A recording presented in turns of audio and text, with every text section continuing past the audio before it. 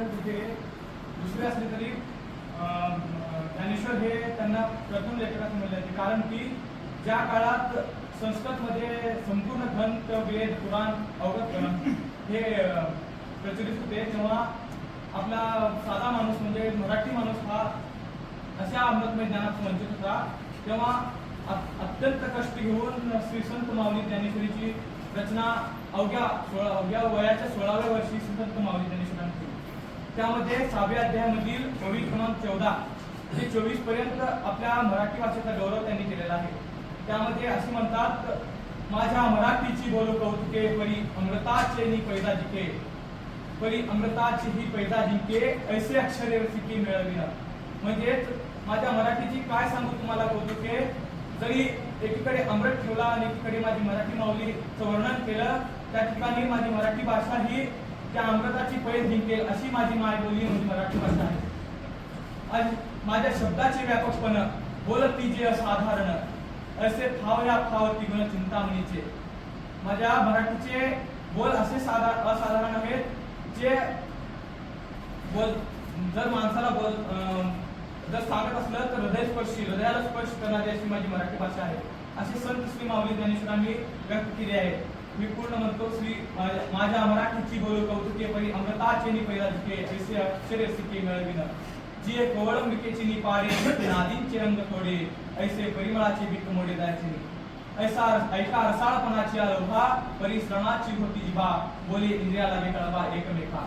Sir जे शब्द विषय होतो श्रवणाचा, परी रसना म्हणे तो हा मुचा, गाना सिदाय परिमळाचा हा तुझी होईल. असे अत्यंत सुंदर म्हणजे माझ्या मराठीचे वर्णन किती सांगितलं तरी कमी आहे.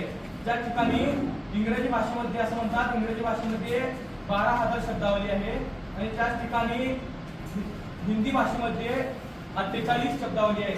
त्याच ठिकाणी माझ्या मराठी भाषेमध्ये 3,50,000च्या पेक्षा जास्त माझ्या मराठी भाषेमध्ये शब्दावली सामावलेली आहे. श्री संत माऊली ज्ञानेश्वरी अत्यंत 18 अध्यायामध्ये अत्यंत सुंदर अशा या मराठी भाषेमधून ग्रंथ लिहिला आहे. एवढे सांगून माझे 2 शब्द संस्कृत.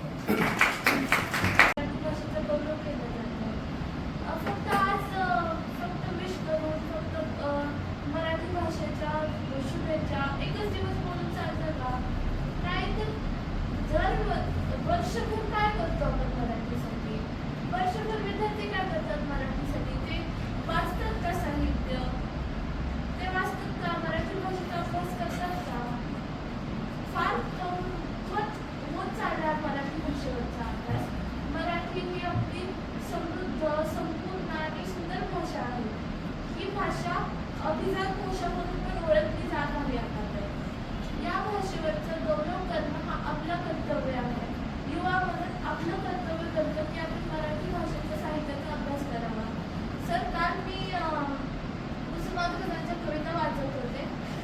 मी थांबतच नव्हते, मी वाचतच चालले कारण त्या सुंदर कविता, त्यांची नाटकं, त्यांचे कादंबरी, ययाती आणि देवयानी मी वाचणार आहे आता ती कादंबरी पूर्ण.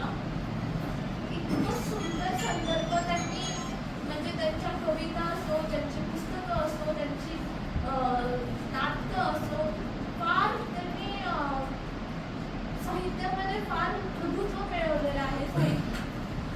ते मराठी भाषेचं गौरव ते मनापासून करत पण होते. त्यांची साहित्य वाचली की छान मनाला बरं वाटतं की सुंदर साहित्य मराठीमध्ये पण आहेत आणि मराठी ही अभिजात भाषा म्हणून ओळखली जाते. मराठी ही 2,500 वर्ष जुनी भाषा आहे आणि ती सुंदर भाषा आहे. मी खरं सांगते, एक संदर्भ आहे. माझी एक मैत्रीण आहे, इथली नाही आहे ती, बाहेरच्या राज्यात जी आहे, नोएडामध्ये आहे ती मला म्हणत होती की म्हणजे मराठी शिकणं, मला मराठी शिकायचे असं ती मला सांगत होती. बघा, म्हणजे बाहेरच्या लोकांना पण मराठी भाषेबद्दल एवढं कुतूहल आहे, एवढं प्रेम आहे.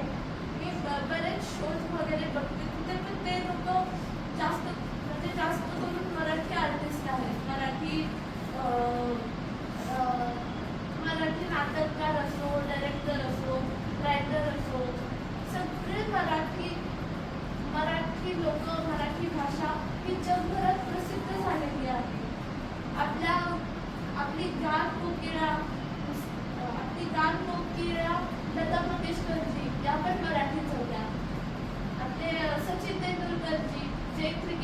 सुद्धा मांडले जातात, ते पण मराठीच आहे. आपले छत्रपती शिवाजी महाराज, ज्यांच्या युद्धनीत्या, ज्यांचे पराक्रम